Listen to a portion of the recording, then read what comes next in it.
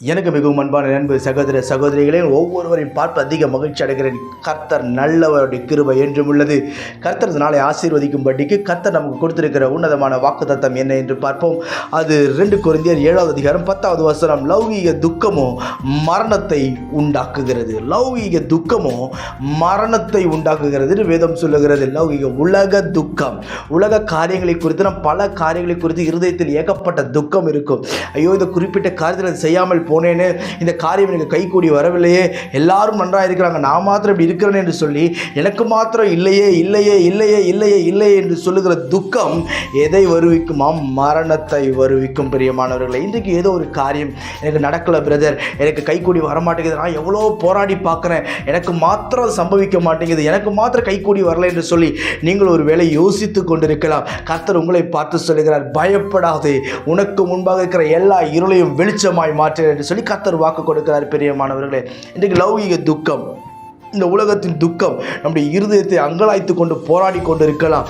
ஆண்டவர் சொல்லுகிறார், உன் துக்கத்தை எல்லாவற்றையும் மறந்துவிடு, எல்லா வேதனையும் மாற்றிவிடு, எல்லா துக்கம் உன்னை விட்டு விலகட்டும் என்று சொல்லி கர்த்தர் இன்றைக்கு சொல்லுகிறார். பிரியமானவர்களே, இன்றைக்கு என்னென்ன காரியங்கள் இந்த உலகத்தில் நாம் என்னென்ன காரியங்கள் நமக்கு நடக்கவில்லை, கைகூடி வரவில்லை என்று யோசிக்கிறோமோ அத்தனை காரியத்தையும் கர்த்தர் இந்த மாதத்தில் உங்கள் கரங்களிலே கொடுத்து ஆசீர்வதித்து மேன்மைப்படுத்த அவர் போதுமானவராய் இருக்கிறார். பொறுமையாய் காத்திருங்கள்.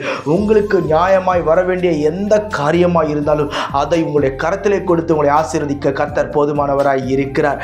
ஆண்டவர் இந்த லௌகீக துக்கம் நம்ம இடத்தில் இருக்கக்கூடாது என்று சொன்னால் நீங்களும் நானும் செய்ய வேண்டிய ஒரு காரியம் ஒன்று உண்டு. பிலிப்பியர் 4:4 சொல்லுகிறது, கர்த்தருக்குள் எப்பொழுதும் சந்தோஷமாய் இருங்கள். கர்த்தருக்குள் சந்தோஷமாய் இருப்போமே ஆனால் இந்த லௌகீக துக்கம் நம்முடைய இருதயத்தை ஆளுகை செய்யாது, நம்முடைய இருதயத்தை ஆட்கொள்ளாது.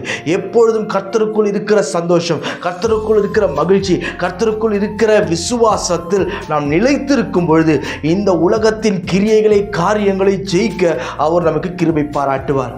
பயப்படாதிருங்கள், சந்தோஷமாயிருங்கள். இந்த நாள் முழுவதும் கர்த்தருடைய இருதயத்தையும் சிந்தனையும் சமாதானமாய் நடத்துவாராக. நான் உங்களுக்காக ஜெபிக்கிறேன். பரலோக பிதாவே, இந்த வார்த்தையெல்லாம் கேட்கிற அன்பு சகோதர சகோதரிகள் ஒவ்வொருக்காக ஜெபிக்கிறேன்.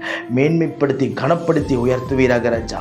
எல்லா தடைகளையும் நீக்குகிறவர், ஆச்சரியமாய் நடத்துகிறவர், அற்புதமாய் நடத்துகிறவர். ஒரு விசை கூட அப்படி பிள்ளைகளை நினைத்தருளி ஆசீர்வதிப்பீராக ராஜா. எல்லா அடைக்கப்பட்ட கதவுகள் திறக்கட்டும், நன்மை உண்டாக நினைத்தருளுவீராக. ஆண்டவரே, ஒரு விசை கூட என் தேவனுடைய பிள்ளைகள் விரும்புகிற காரியத்தை கொடுத்து ஆசீர்வதி. இருதயத்தில் ஏகப்பட்ட கவலைகள் இருக்கலாம். உலக கவலையினால் இருதயம் அங்கலாய்த்து கொண்டிருக்கலாம். ஆனாலும் ஆண்டவரே, கர்த்தரின் கிருபையாய் இறங்கி அற்புதம் செய்வீராக, கிருபையாய் இறங்கி அதிசயம் செய்வீராக, கிருபையாய் இறங்கி ஆச்சரியமாய் நடத்துவீராக. உங்கள் நாமத்தை நீங்கள் மகிமைப்படுத்தும் தாழ்த்தி ஒப்பு கொண்டிருக்கிறேன். இயேசுவின் நாமத்தில் ஜெபிக்கிறேன் எங்கள் ஜீவனுள்ள பிதாவே. ஆமென், ஆமென்.